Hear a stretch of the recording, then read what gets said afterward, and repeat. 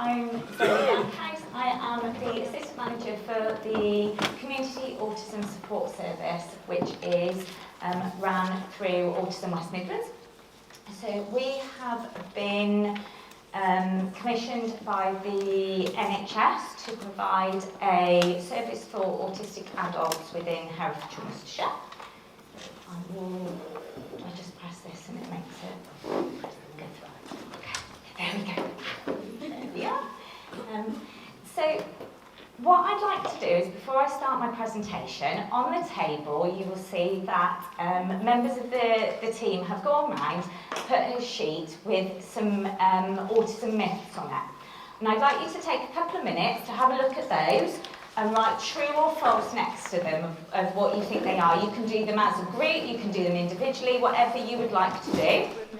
So these are the answers. So autism is a neurological condition.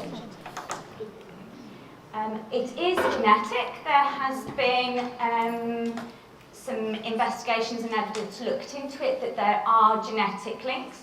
But that doesn't mean that it's 100% genetic. It doesn't mean if a member of your family or somebody that you are supporting or looking after is autistic, that they will go on and have children who are autistic, or that their brother, sister's family will be. But there is a significant link element there.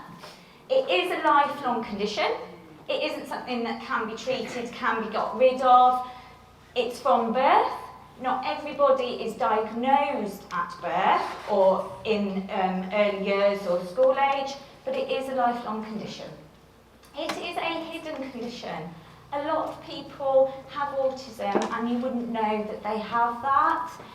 So there's no significant ways in which to know that somebody is autistic.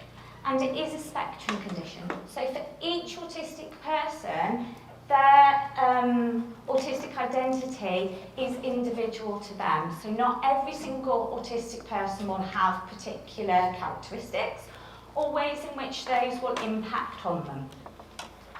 So what autism isn't, it's not caused by bad parenting. It doesn't matter if you feed your children chicken nuggets or McDonald's 2-3 times a week. It isn't going to make them autistic, because autism is from birth. It's something that happens before that. I mean, it could add to obesity and other health problems if you feed them too much McDonald's, but hey, it isn't a middle class condition. Many years ago it was thought that autism happened around class elements and that was a middle class condition. It's not. It doesn't choose who gets autism. It can happen to anybody. Something that always occurs along with an area of genius ability. Now, this stems back from things like every autistic person's amazing at maths. No, they're not. Not every single autistic person can do algebra. Not every autistic person is amazing at artwork or no science, things like that. They might have that knowledge. They might also have special interests around things that they like to do.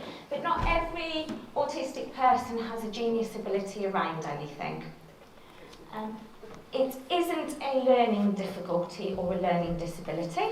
So autism, it doesn't come under the umbrella of that. A lot of services work with autistic people and people with learning disabilities. And the same with some of the NHS teams and things like that, but they are two separate entities.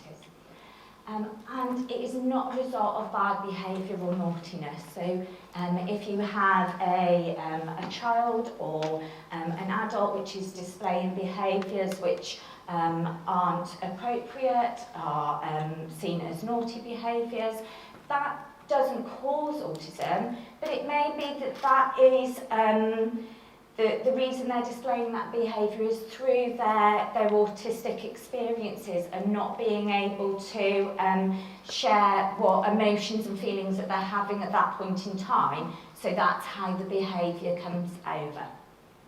So hopefully that's helped a little bit with some of the myths that you generally hear around autism. This is one of my particular ones that I like to pick up about everyone is a little bit autistic. So this is something that we've talked about with a lot of autistic people that we support, and they find that this sentence really upsets and affects them because it makes them feel that their autistic identity and their diagnosis is invalidated when every person is seen as being a little bit autistic. But I can understand why people think that way. So if I take myself, for example, I am not autistic, but I find being in large crowds of people, in busy, noisy areas, horrible. I hate it. So it makes me feel a little bit anxious and uncomfortable, but I just get my head down, I go from A to B, I get there, I'm out of it, I'm fine. But for an autistic person, they might have a meltdown, they might have a shutdown, they might not be able to go through that, that crowd of people. Or they manage to do it and then they spend the next 2 days in bed because they're so exhausted. That's the impact of it. So we might all have characteristics that might be similar to autistic people, but for autistic people it's how that affects them, how they manage that and the long-term impact of that. So it's just a case of trying to be mindful when you think things like that or you're talking with autistic people around that element. So, a little bit about what autism is. So, we've covered a few of these in our myths, but autism is lifelong, so it will always be there, it will always be part of that person's identity. Some autistic people will embrace that. They make that part of who they are, they will share that with people, they will maybe work in services around that. And for other autistic people, it's really hard to embrace that. They might have negativities behind that autism diagnosis, they might feel it impacts on them, stops them being able to do things. So for each autistic person, they have different feelings about their diagnosis and their identity, and that's something that we need to be aware of. Because not everybody is necessarily happy that they've got an autistic diagnosis, but you get other people who are. It is hidden, so you won't always know that somebody is autistic. So when you watch some of the things which are on television, like one that I look back on is Rain Man. And that had a positive experience of bringing autism out into the community and people learning about it, but some of the characteristics which were shown within that could have potentially been damaging for autistic people and given a false element. So it's just being mindful that not every autistic person you will know that they are autistic. They might not share that they're autistic, they might not be wearing a sunflower lanyard or another lanyard which says that they're autistic or be comfortable sharing that. It's a neurological condition, a spectrum condition, which we'll go a little bit more into that in a moment. It's unique to each individual. Everybody who has autism is different to the next person. So, if you've met one autistic person, you've met one autistic person. You haven't met every autistic person. There is an unknown cause. They do not know why autism happens, why it exists, whether there's any way to stop it happening, but they have looked at a possible genetic link within that, and there's further research and things going on with that. So this is what I was talking about with the spectrum. So for a long time, the autism spectrum was seen as a line, and that people fit into this line at a particular point. But it's not. It's a circle.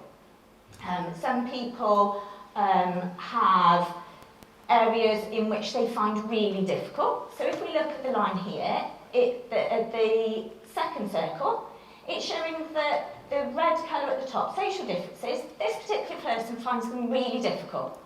It's really hard for them. But if we look at their interests, that's quite low. So they haven't got an excessive amount of things that they're interested in, or that has an impact on their autistic identity.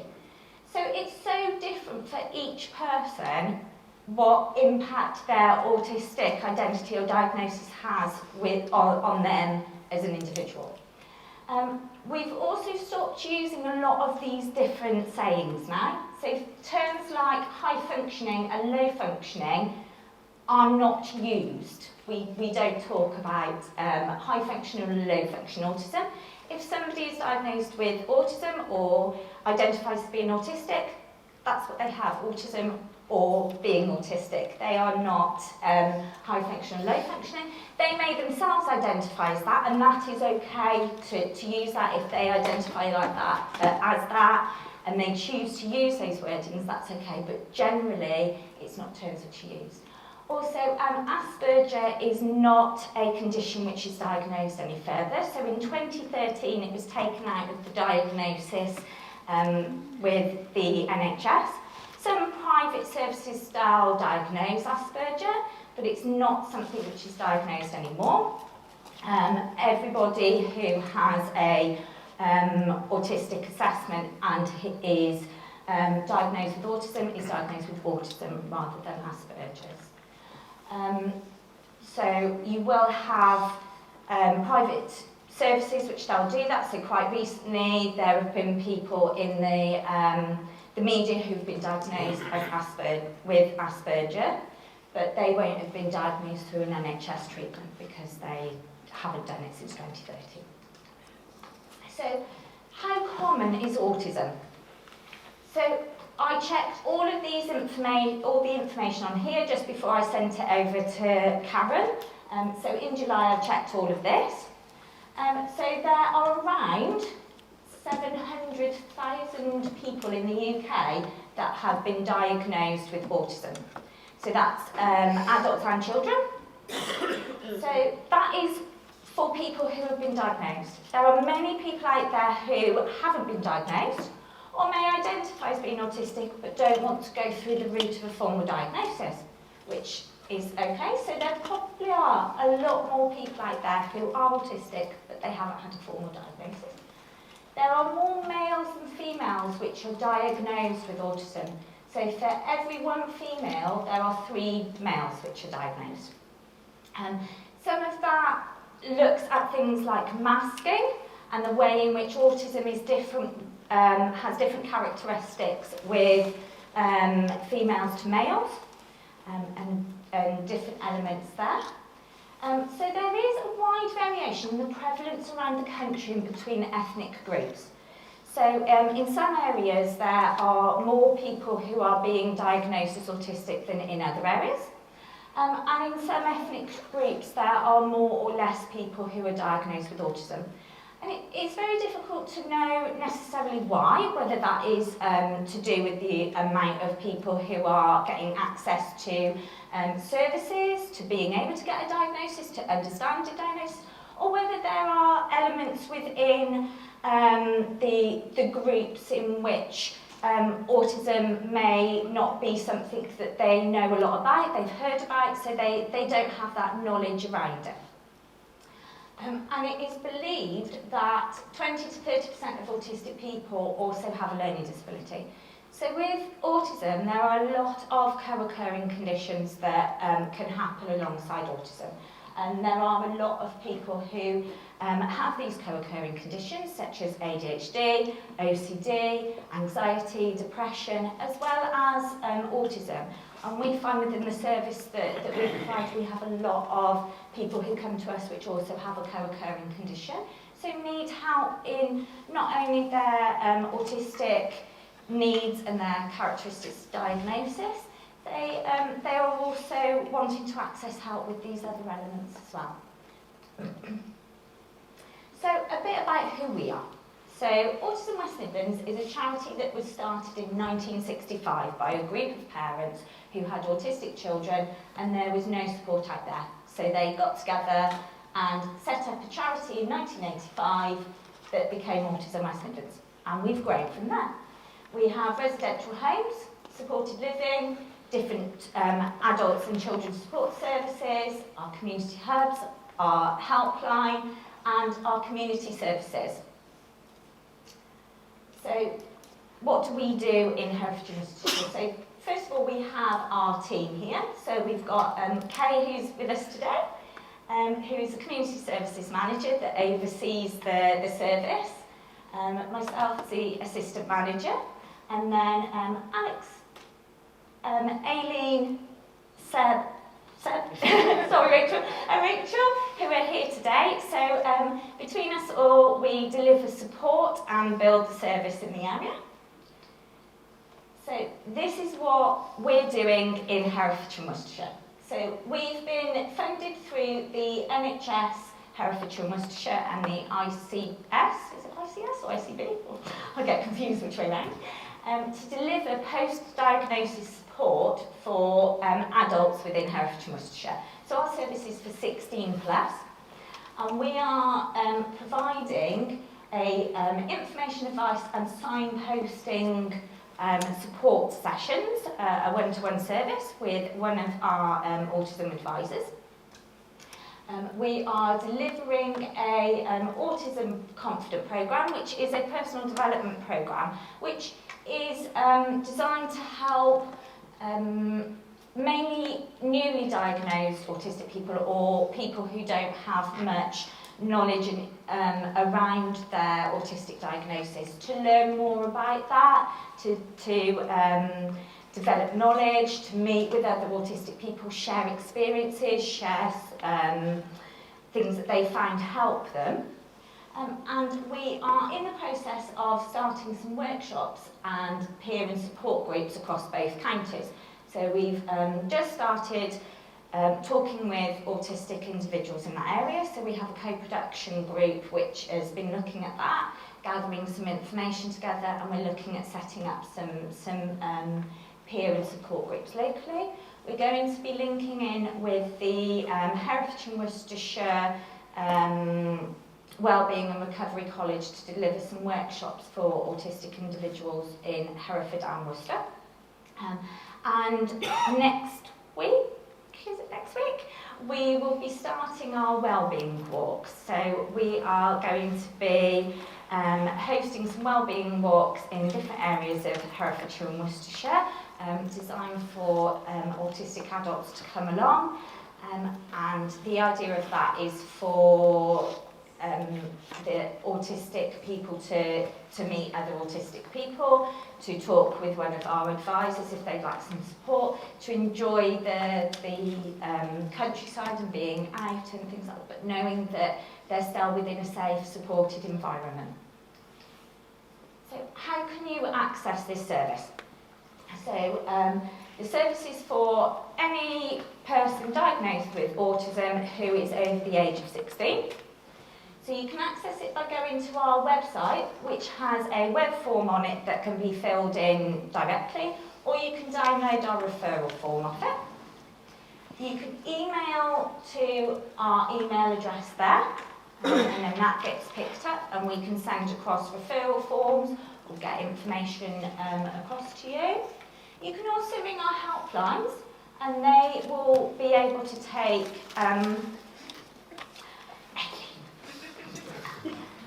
them anywhere. They'll be able to help with filling in a referral form. With a referral form, take further information and things like that. Or you can come and speak to one of us today. We don't have any referral forms with us. However, what we can do is take your details down, and that's a bit of my error. I forgot to pick up my folder on the way out the door this morning. But we can take your information down, and we can get a referral form to you and get that started. We also, with our helpline numbers which are there, they are open to anybody. So any autistic people can contact them, any parents, family members, any professionals who would like some advice and support. You can ring them up, and they are manned by autism advisors who have a wide range of different knowledge and experiences that they can help with as well. You can also email the inbox there, the Hereford and Worcester inbox, and we can pick that up. With the Hereford and Worcestershire service, we only support at present adults aged 16 plus, so we can't give any information relating to children's or family services at present. So these are a few little bits that we can help with. So our service is very very focused around information, advice and guidance. So it is a short-term service of 4 sessions. So it focuses really around what that individual would like. So the sessions that we do are very person-centred, and that individual will share with us what areas that they would like help and support around. But these are just some of those areas that we have helped people with over the course of time. We also do a lot of signposting. We link in with different things. So I'm quite lucky to have a great link with Mick and things like that. So we do link in with other services. So this is some of the feedback from some of the autistic people that we have supported. We were hoping that maybe one of the people that we've supported would agree to do a video or come along today, but it's very difficult for some autistic people to be able to do that because they have social interactions and things like that they find very difficult, so we haven't been able to manage that today. But these are some of the feedback that I have had sent to me that they're happy to share, which is really good for us to hear as a service that we're making an impact, and that's really important. But also for the team to know that what we're doing really is working and that it is making that difference. And one particular person here shared with me that they were so glad that they were lucky to access the service and be supported, because there is very limited services out there for autistic people, so they're really pleased to actually have the service there.